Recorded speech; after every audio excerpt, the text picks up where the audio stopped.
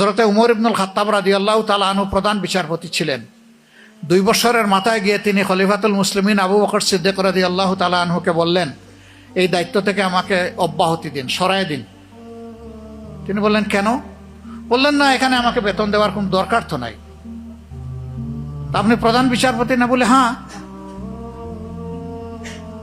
মাননীয় খলিফা, আপনি তো আমাকে প্রধান বিচারপতির অ্যাপয়েন্টমেন্ট দিয়েছেন, তা আপনি এটা থেকে অব্যাহতি চাচ্ছেন কেন? বলে যে 2 বছরের ভিতরে আমার কাছে তো কোনো মামলা আসলো না, তাইলে আমার এই পদে থেকে লাভটা কি?